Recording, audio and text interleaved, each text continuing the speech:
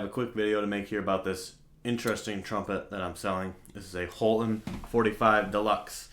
To talk briefly about the history on this, it's a little confusing. Now, to be clear, I don't have that much time to spend researching trumpets. You know, this is not something I do full time, and so I do get pretty busy with other things. That being said, the research I did do on this horn clarified and kind of muddied the waters a little bit. So there's a PDF on trumpethistory.com with a lot of Holton numbers, and about a third of the way down, the first Holton 45 Revelation is listed, and then there's a 45 Deluxe. The difference between the two is the lead pipe. The 45 Revelation has a reverse lead pipe. The Deluxe just has a standard lead pipe, which to me is kind of interesting that the Deluxe model is the standard lead pipe. I feel like nowadays reverse lead pipe is kind of seen as a Deluxe option. So I think that's interesting that these are listed backwards. We're doing it differently in the 50s, I guess.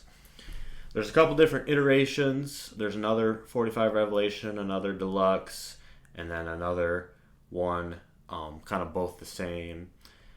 The one that I think my horn closest resembles would be this one here, built from 1939 to 1956. The serial number on mine puts it at 1956, which is the last date this version was manufactured, but is also the first date the later version started being manufactured. So as for which one it is, I'm not too sure. I think in terms of bracing and proportions and cosmetically, I think it closely matches this one here.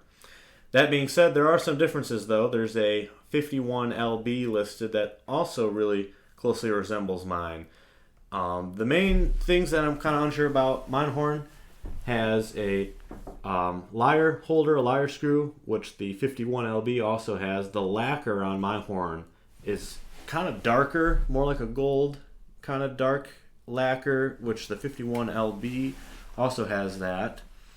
And the bracing, like, it just looks more like mine on the 51 LB, but the bell is stamped 45. So whatever that means, who knows.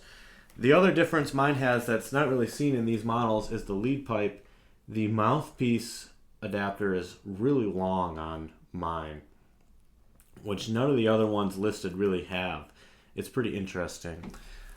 Something that I learned on the first page of this document, it says that the model number corresponds to the lead pipe. And so it says 45 on the bell. That's actually referring to the lead pipe, meaning the bell, the specs of the bell could be anything. The bore could be anything. So one Holton 45 could have a completely different bell, a completely different bore. As far as I'm understanding it, that's kind of what that's meaning to me, which is super confusing. There's also like the model names, the Deluxe, the Revelation. I think those got flipped somewhere, something along those lines. Holton, I think, realized it was confusing to customers, so then they made it more confusing. I'm not too sure. I was kind of hoping this video would clarify some things, or at least open up discussion in the comments for people to add comments or questions or clarify some things about not just this horn, but I guess Holton trumpets in general, or Holton professional trumpets in general, which is what this was. So that being said, I'll talk about this particular horn. So the bell reads Holton 45, Elkhorn, Wisconsin, USA. I'll put a picture of the engraving on there. The serial number is located right here. It reads 290812. That puts it about 1956. The bore, I measured at the second valve slide just to confirm, is .458. So kind of in between a medium and a medium large. The bell, about 4 3/4 of an inch. And then this horn might be in low pitch. I'm not sure. I'll take a look at it later in the video. But the lead pipe looks pretty long in the proportions of it. So we'll explore that later. But this particular horn, like features, it's got a dump slide, but it also has a spit valve, a water key on there. As I mentioned, you have a lyre screw. There's a third valve slide, a stop rod, which is missing, of course. The valves, first off, just look at the throw on the valves. It's kind of a short throw. You don't have to move them really any. It's really interesting. I'll take out a valve so you can see. Spring is outside of the valve stem. The valves are really nice on this horn. They feel great. They still have a lot of their plating.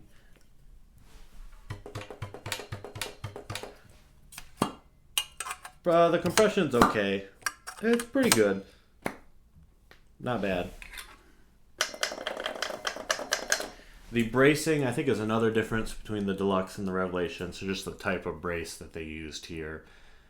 And then the bell, I think the bell is pretty large on this. I have, just to compare, this is just a student model Yamaha, which I think is kind of pretty standard. Maybe you can kind of see the difference in the bell. It's pretty similar. I think the bell is a little larger on the Holton here. So I'll play a few notes on it. I'll play some classical stuff. I'll play some jazz and then play some lead trumpet stuff. So play a few notes.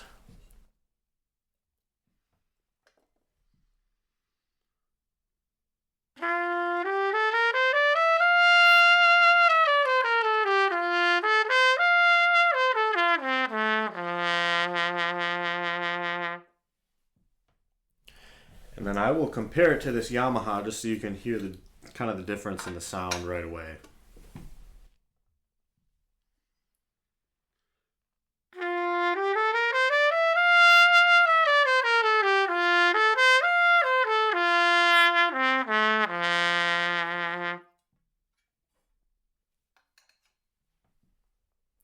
Here's back to the Holton.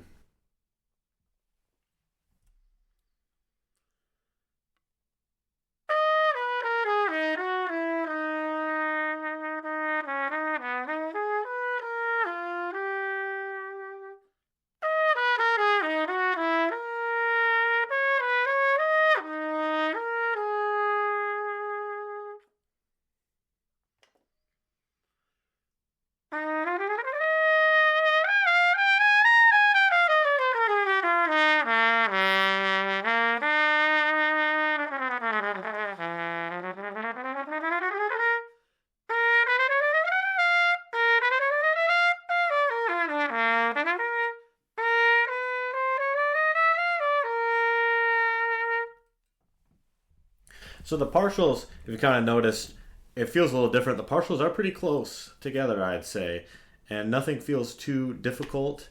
The sound, from my ears, is just really dark on this horn.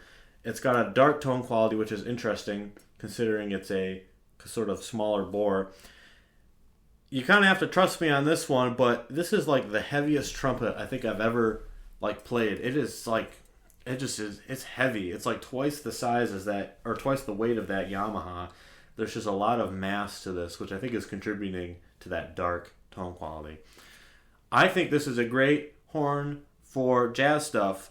The Holton Model 48 is the one that's commonly referred to as like the poor man's Martin Committee.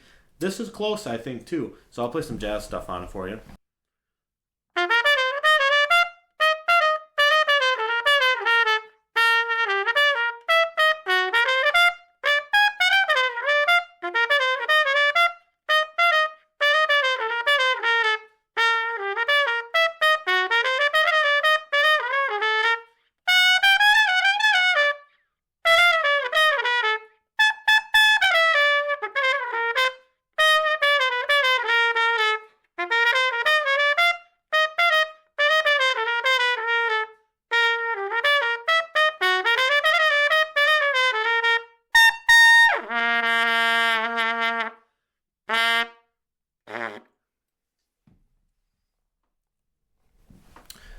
Kind of get the idea. I'll put in a shallower lead mouthpiece now and try and put some high notes on it.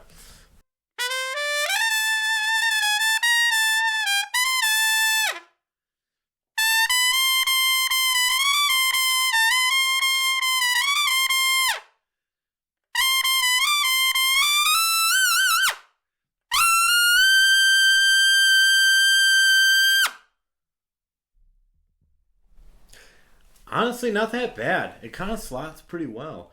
And I like the tone quality of it. Now I'm second guessing if I should sell it. No, I'm just kidding. Pretty good actually. I like the tone quality up there. It feels pretty good. Hopefully, what comes across is this is a pretty versatile horn. I think it's more kind of on the jazz side of things. It's got a dark tone quality, but I think it sounds really nice, and you can get a lot of colors on it. Okay, so now it's time for the question. Low pitch. Is this thing in low pitch? Well, here's my tuner.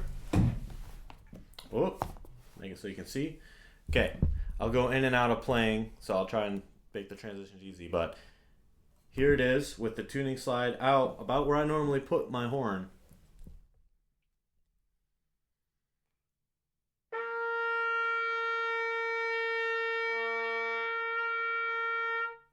So what is that? I think that was about like...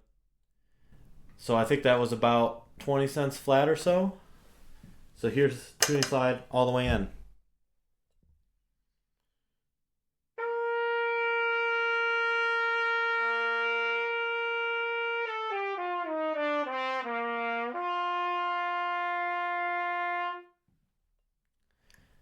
I mean, that's about in tune, and the tuning slide's in all the way, so I think this is in low pitch. Just so you know, it's not my tuner. Here's my Yamaha, just the student Yamaha. Tuning slides all the way in. It'll be sharp.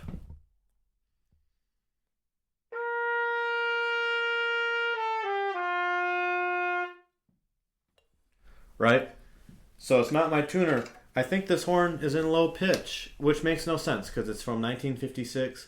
Like I said, I like the way this horn plays. I like the feel of it. It's very nice, but low pitch is weird. Again, it plays in tune if you have the tuning slide in all the way, but it's just very interesting.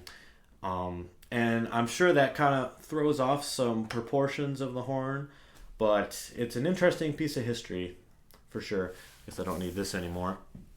So hopefully that kind of gets you an idea of what this horn sounds like, what we're dealing with these horns. This is like a professional model Holton. These were their professional models, right? They had the 45, the 48, a bunch of other ones, right?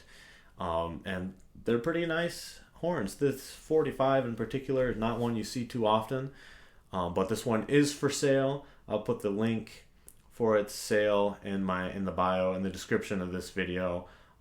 Doesn't have a case, so I'll pack it nicely, obviously. But yeah, there you go.